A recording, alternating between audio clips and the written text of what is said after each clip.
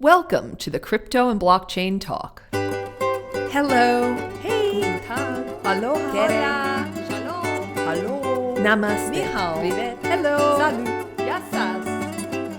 Salve. Ciao. Bonjour. Our podcast talks about the latest trends in the worlds of cryptocurrencies and the blockchain.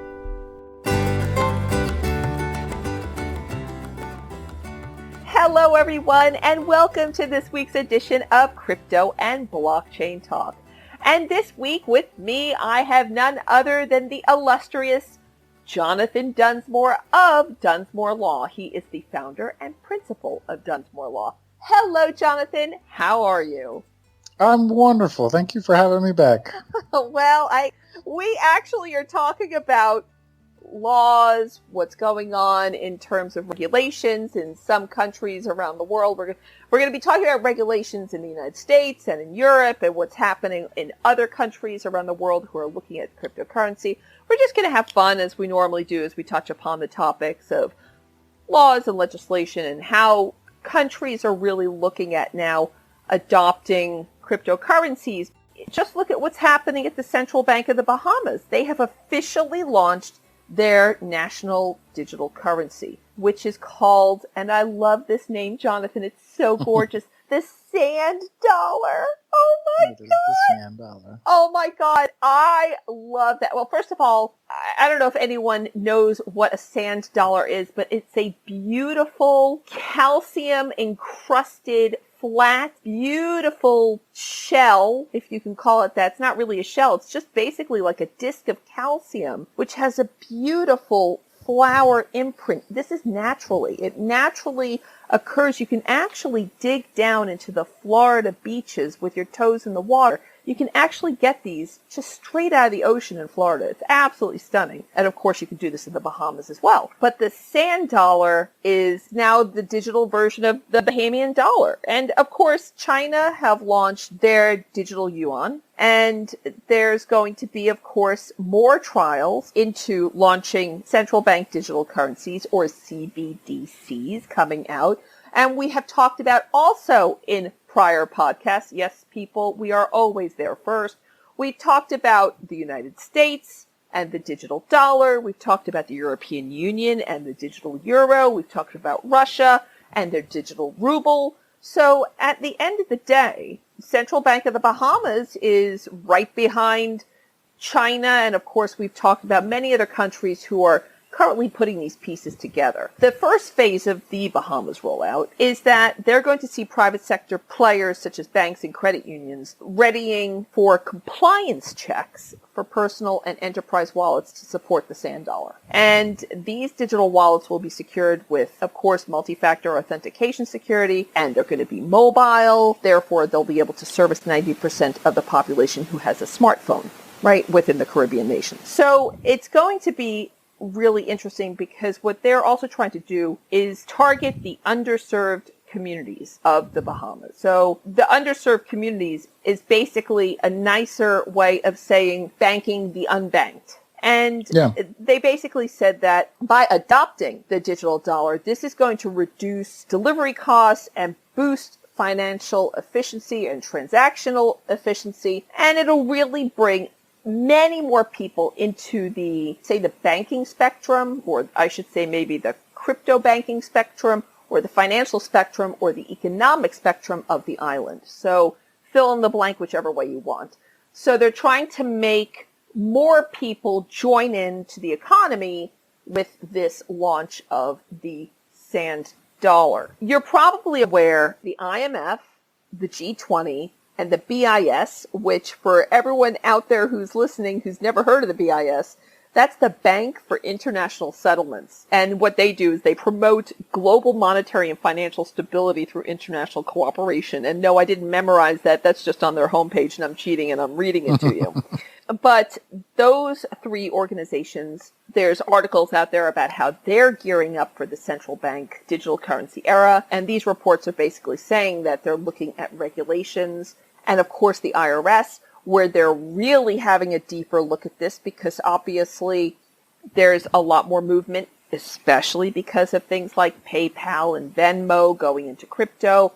We already knew about what Facebook was doing with what used to be called Libra. It has a different name now. I'll try to remember in a moment. What Facebook was doing in terms of their cryptocurrency.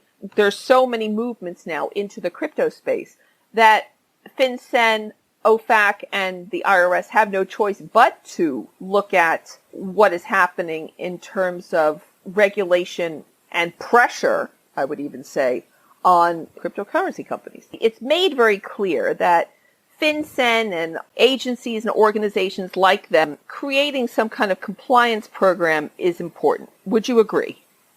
Absolutely. I think one of the reasons that we're seeing this spike in Bitcoin and generally all across the alts is that I think it's a number of market influences related to the economy, but also, of course, to COVID, as we were talking offline, that, there is this rising in COVID cases, and there's not really a global plan. Like there are, even in the United States, these regional developments of little fiefdoms that are trying to come up with plans between a couple states to try to prevent the spread, which is not something that the United States is typical of doing.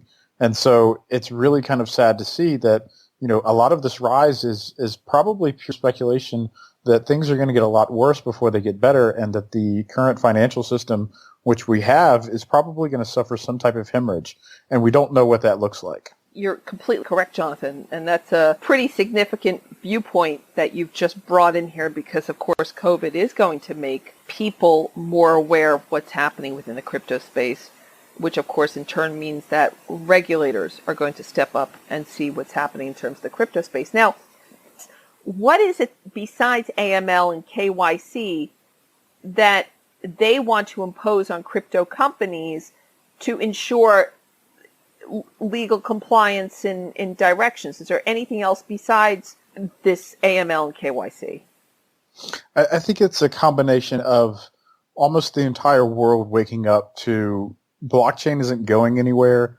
These cryptocurrencies are not going anywhere. Instead, they're most likely evolving. We've gone from DeFi being this mystical, how does this stuff work, to yield farming being a thing and all these crazy swaps, and seeing this, decentralized revolution that I think is only going to continue as we kind of still develop out what this means. And so with those decentralized elements, there is a need for KYC or AML or a combination thereof as this ecosystem continues to grow. And so most people don't know this, but when you make a cash payment of over $10,000, there's a Form 8300 that has to be filed with the IRS and FinCEN and reporting that payment, that cash transaction. And there are significant repercussions for a designated entity if they do not do that. And so it's just one of those situations where if you have a solution, which is, arguably what blockchain and Bitcoin was built on, right? I can send you an infinite amount of money, as we were talking about on Whale Watch, and no one knows other than the Whale Watch and the people who are monitoring the transactions, right? They don't know who we are. They don't know, what's going on. But then when you expand upon that, right, and you start dealing with billions and billions, if not trillions of dollars being transacted, and when you look at the entirety of the crypto market, you're talking about massive, massive swaths of money being transferred or being digital assets. And so, of course, there's going to be this new kind of almost reconciliation of, okay, how do we mold the past of filing Form 8300 versus taking this serious precaution of looking at the hash transaction to see if the wallet that it came from was a verified wallet? Did it go through the proper KYC checks? Is it something where, like I said, in the United States, is it linked to my real ID, right? Does it have the specific bank account that is verified that this is a proper American bank account? Or is it one of these situations where everything is so fragmented and decentralized that you can't trace these transactions, that there is actual nefarious things happening because the best companies in the business, the cipher tracers of the world, can't really dig down and pinpoint actually who that is, right? They can get really close, but with, VPNs and Tor and everything else that we have, it's very, very easy for people at this high level of tech to hide themselves should they find the desire to. And so it's this really cryptocurrency and blockchain, as we both can attest to over the past couple of years, right, has been ever evolving. But at this point, we're at such the bleeding edge where now we're starting to see a shift of paradigms, right, from the regulators being like us, you've got to comport with the law, to them realizing that, oh my gosh, we need more information in order for us to start not necessarily bending the law or changing the law, but to better understand our adversaries and the beneficiaries of this system, which may be, the banking system in general. PayPal taking on cryptocurrency is something that, as you mentioned, we kind of foretold, but it's also one of those things where PayPal is not necessary in Canada because Canada has e-transfer, and e-transfer is a way better system and almost free in every instance. And if you have a system like that, and you don't really need a PayPal-like system. You don't need some of these other intermediaries that pop up. Yeah. Now, is that bad for capitalism or things like that? Of course, possibly. But some of these DeFi situations are going to expand beyond these borders that may have already figured out this solution. And I think that's where, going back to the sand dollar, is I would be really interested to see if the Bahamas actually take the position where, okay, if you deposit Bitcoin or Ethereum or any type of other digital asset with our banks, we will pay you in sand dollars. We will give you a yield so we can basically earn against what you're holding. I think that's when you start seeing some really kind of creative measures, and you start seeing, the new Monacos, the new Switzerlands, the new Singapores of the world really taking advantage of this. And I don't think the United States is poised to do this right now. I think, unfortunately, we have too many issues going on. But I do hope that with a state like Wyoming or one of my home states of South Carolina actually get on the ball and start moving forward with some of the work that South Carolina Blockchain and Palmetto Chain is doing down there, that we can actually really push ahead to saying, look, if you deposit money with the South Carolina Treasury Department to fund your kid's 524 plan, then you can really start doing these next level kind of DeFi situations where you have the ability to earn significant income by parking it in places where the banks and the traditional financial systems don't really give you those same yields. And I think that's where we're going to start seeing, like I said, better fees, better transaction volatility, arguably better expansion and globalization. And that's where the true margins are going to lie for everybody on the plus and minuses. And that's where the money's made. Someone's trying to build a better system because a blockchain bill passed the House for the first time. Representative Darren Soto authored the Blockchain Innovation Act. This bill has been approved now by the U.S. House of Representatives for the first time, and it's heading for the Senate. And this Blockchain Innovation Act, it looks very wishy-washy. Soto's bill calls for the FTC, or the Federal Trade Commission, and the Department of Commerce to submit a report to Congress that examines how blockchain could be used to reduce fraud and increase security. And he also wants to create this blockchain center of excellence. But what I don't understand is that if they're already working on the digital dollar project, the digital dollar surely is already based on some kind of blockchain. So don't they already have some blockchain center of excellence going on right now? You would think so. And that's one of the problems, is that some of this needs to be more focused, right, on kind of the entirety of the sector. Yeah. And actually have, people who know what's going on instead of some of these pay-to-play lobby organizations who I will not throw under the bus right now.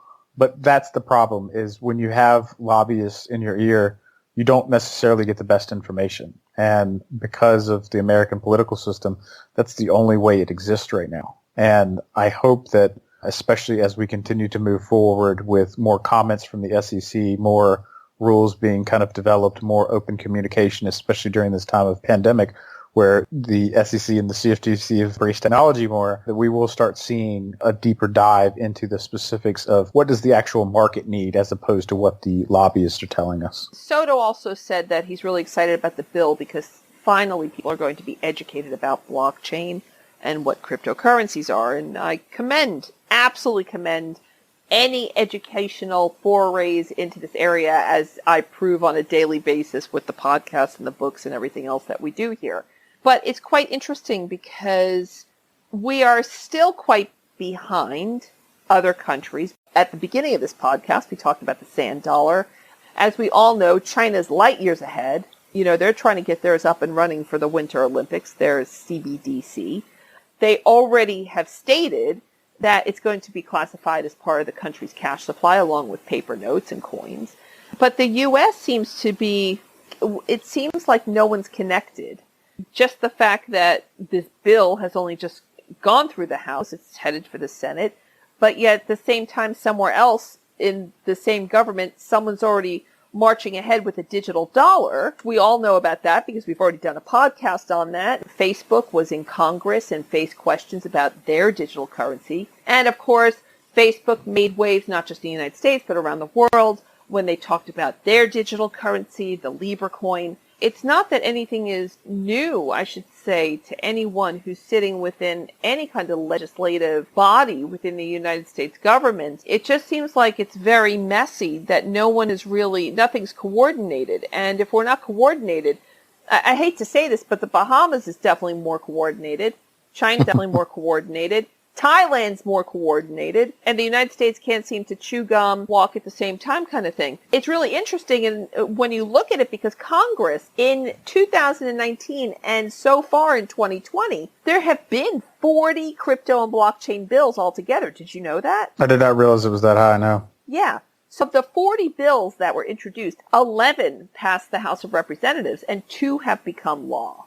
So the 2 laws that were passed are part of a much larger bill involving the appropriations process. With this many bills which have been introduced and passed and everything else that's going on, why are we still so far behind? I think it is a combination of politics and stupidity. And unfortunately, that means that, quite frankly, there is no good option to facilitating more and more successful legislation because there is no driving financial incentive behind it. When you look at oil and gas, when you look at even solar energy, when you look at all of these alternative energies or bills that do make it through, it's because there is a financial incentive generally behind people who are pushing it. And I've seen this first-handedly in various state legislations where if they do not see the economic benefit directly, then they almost cannot see the forest for the trees. And that's where we start getting into really big problems, as you've mentioned, because if you're not looking ahead, then you're going to miss a lot of this. And not to say that, the sand dollar is all of a sudden going to become the national currency or the global currency of the world, but there are going to be opportunities for people to create new and novel assets. And we're seeing that right now that will become mainstream. And the more mainstream they become and the more offshore that they become, the more not subject to U.S. regulation or U.S. jurisdiction, we're going to start seeing possibly a rise in terrorist organizations, especially with countries that are at odds with the United States, whether it's Russia or China or Iran, or we're going to just simply see more, let's just call it bad acting. We're going to see more people trying to hide assets, more well-meaning business people who accidentally have a Panamanian bank account, all of those kind of things that are really kind of going to set what could be a tinderbox alight. And that's what I hope doesn't happen. I hope that we start trying to move forward with actual solutions to show that, for example, staking terrifies me as Securities Counsel, as corporate counsel, as someone who deals with blockchain and cryptocurrency, because of the nature of it. Do I think it is the most important new development for blockchain since arguably proof of work? Absolutely, it is the evolution of proof of work. It is necessary in order for us to continue down this path of developing blockchain technology, but we've got to figure out a way to do it in a more regulatory compliant manner because there are dangers and there be dragons. Well, there's big dragons because of the 11 bills that were passed. A number of those bills are very much focused on stopping the use of crypto in money laundering, terrorist activities, sex and drug trafficking. And these bills are more about stopping the use of obviously incredibly illegal activities and their use of cryptocurrencies, which I totally support, right? But It doesn't seem like the laws are being created and shaped and driven in a way that's going to move crypto into the CBDC territory for the United States. And I understand, look, it's such a big mess. If you look at, we already alluded to before, the history of what happened with the ICO Every single week on Crypto and Blockchain Talk, almost every other week on Crypto and Blockchain Talk, we're covering scams and different kinds of pyramid schemes and God knows what, involving billions of dollars of people's hard-earned money that's swept away by crypto. So we've kind of approached it from the messy end, if that makes sense. So Bitcoin arrived and it was growing organically, and there was a lot of usage and things that came around this. Of course, we all know about the 2 Bitcoin pizza. There was a lot of goodness in terms of the idea that Satoshi had behind it.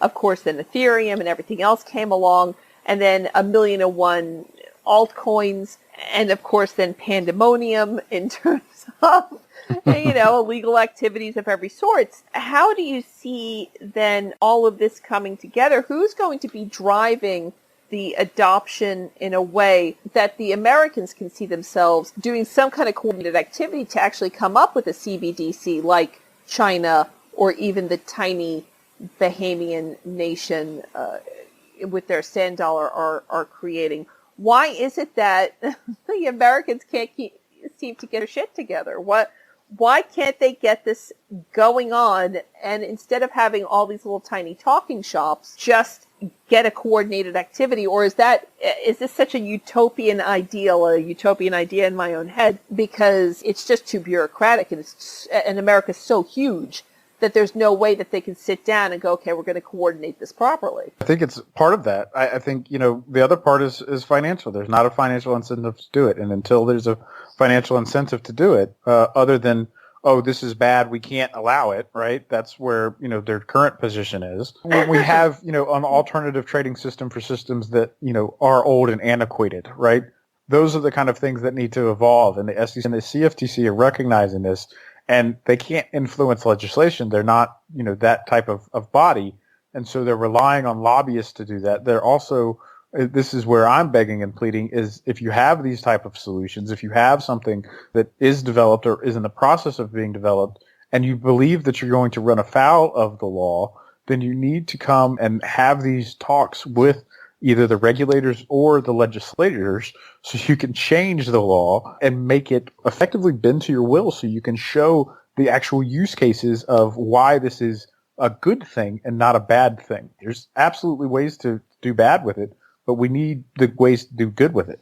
And, there is, in terms of the engine, of course, that drives crypto, which is blockchain, there is a new bill on the cards right now to legally recognize digital signatures on the blockchain, which may be a good way to gently push people in the right direction. This is also interesting because this guy, David Schweikert, now he's a congressman, and he's also on something called the Blockchain Caucus. He's the co-chair. Mm-hmm. Now, I'm not being funny, but I've been reading a lot of articles, and this is another piece of proof that it's just so disconnected, or it seems disconnected. Never heard of the Blockchain Caucus. Anyway, so he's the Blockchain Caucus co-chair for U.S. government, and he's advanced this bill that if it was passed, it would recognize digital signatures on the blockchain as enforceable by law, which of course would immediately underline the enforceability and validity of smart contracts,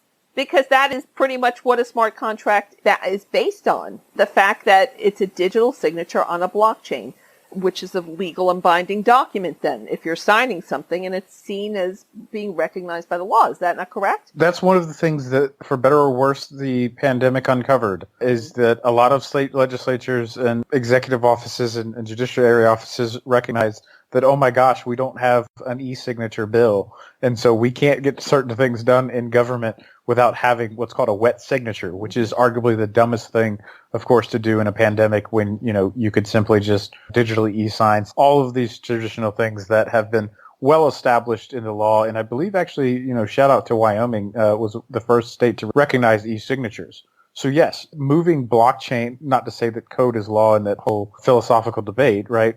But to have the ability to say that, okay, this is my address, me signing it with this address is me signing it, is basic fundamental contractual principles. It does not matter whether I write my full name or just do a fancy X. That is irresponsible or irrespective of what actually was the intent of the agreement. The fact that I've signed or initialed the agreement or put my seal on the agreement is what matters. And so having that on a blockchain, of course, provides us with this next level of, okay, how do smart contracts work? What can we do to do like the basic baby steps of contractual agreements? And once we start going down that path, I do think that's where we will start making headway. But, once again, there's a lot of very powerful law firms and lobbyists who don't want that to happen. What I find amazing is that the tiny little country of Estonia has been doing digital signatures on the blockchain for a decade, Yep. And they're a tiny country in the Baltics, right underneath Finland. They're happily ticking along doing this for a decade. And meanwhile, it's like, hey, in the United States, we want to put this bill on the table. Talk about coming to a party 10 years too late. I mean, it's laughable. But just to kind of add weight to this whole idea that one of the largest economies in the world, if not the largest economy in the world, and I'm not going to split hairs about if it's China or America, but I'm alluding to America. If we take one step out further, the World Economic Forum came out with a statement saying that they felt that not enough is being done to set global blockchain standards, which I find absolutely hysterical because the WEF is saying that we are not doing enough on a global basis, but yet most countries are not even at like I keep repeating, most countries are not even at the place where the tiny little Bahamian nation is at this point, where China is at this point. We mentioned Thailand, even Estonia. They're light years ahead in terms of looking into a CBDC, a currency for their whole country.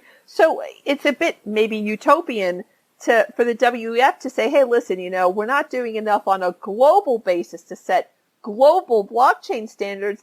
I mean, that's just a reach too far. It's a little bit ridiculous to make a statement like that. Would you agree? I think it's much easier to get things done in smaller countries, right? The same way Wyoming and its 500,000 cows are able to get legislation pushed through faster because everyone knows everyone. Is that the same thing when it comes to, the United States or China?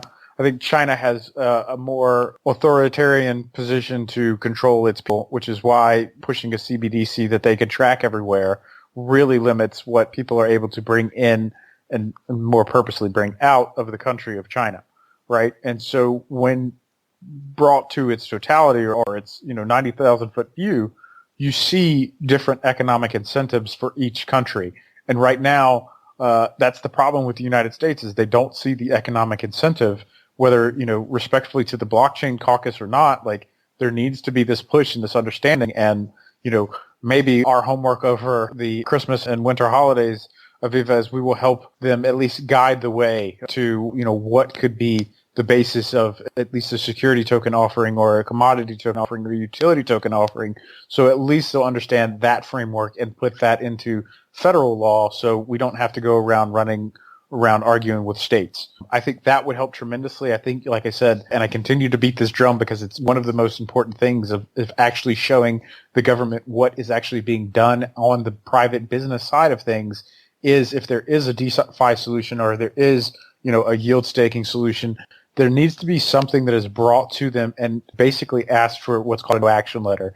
And if you have that, that helps not only the regulators but also the legislators understand where this market movement is going, because the lobbyists don't get it. They're just getting paid to toe the line of the big firms that are begging and pleading for them to protect their position. That's the reason that Intuit is such a scammy and terrible company, because they have one of the most powerful lobbying groups in the world, and that's why the American tax code is arguably the most ridiculous of any universe or any planet in all of the galaxy, because this is the fundamentals of bad business. And that's what we're trying to get away from, is blockchain and cryptocurrencies, and what we're building here should be good business. It should be good for all. Yeah, absolutely. Well, it's so young still, crypto. Crypto is still very young in the world. It's great that China is so far ahead. Bahamas, of course, we've talked about Estonia getting their act together in terms of doing all the research. Well, they already have the bones for everything. The country of Estonia is completely run on the blockchain. So for them to actually, in my opinion, roll out a digital currency, the SD coin or whatever they're going to call it, it's going to be very simple for them to undertake. I don't know if you know this, but the Australian Central Bank did their own research, and they said that there is no strong public policy case for a CBDC. They said that there is no need for it. They don't see a use case, and they have pretty much poo-pooed the whole idea. I love the Australians. I have Australian clients, and they are by far some of my funnest. But the Australian government doesn't understand the Australian people. I think all Aussies who understand what it is to own their finances and actually be away from the banks that continue to charge them what are continuing to rise to be egregious interest rates, and as their housing market continues to expound exponentially, it's going to be something where they recognize that they've basically been bought and sold a system that does not work. And so when that happens, when that occurs, whether it's with this administration or the next, hopefully the next, it's going to be a great awakening. And I think that the entire continent of Australia is going to wake up and recognize that they've gone down the wrong path and that they need to move swiftly to correcting it. Because Australia did lead in the STO, ICO world in development and marketing and understanding of ICOs and STOs. And then there was such a negative backlash because of some of the investments made, because of some of the nature of the agreements, and quite frankly, some of the court rulings, that it did not ultimately work out for them. And that it left a bad taste in most, if not all, of the people's mouth there, unfortunately.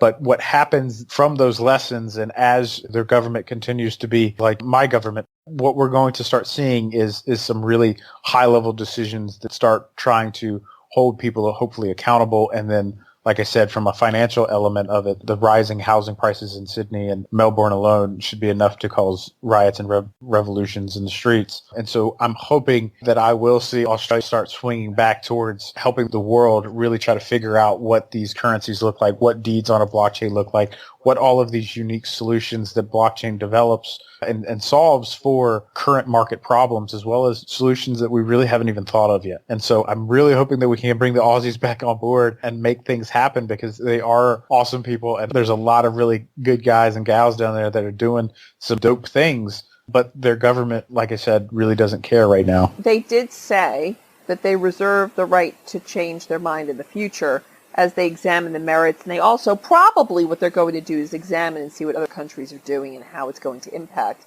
And the other thing they said was that they believe that the Australian populace is well served by a modern and efficient payment system, including the introduction of this payments platform that they were talking about. And it's a real-time, 24/7, data-rich electronic payment system. And he was saying that this is working really well. Cash, of course, is declining, but this new payments platform that they've introduced is working tickety-boo. There's pushback there from the Australians, but there's a new law coming into effect in January 1st in Russia. Now, in Russia, they are going to limit, starting from the 1st of next year, the amount of cryptocurrency and digital rights acquired by non-professional investors. In other words, non-accredited investors. So non-accredited investors, or I think they call them unqualified investors even, can only buy $8,000 equivalent crypto. So that is, according to this article, it was 600,000 rubles, Russian rubles, which is around $7,800. Okay? And that's it per year.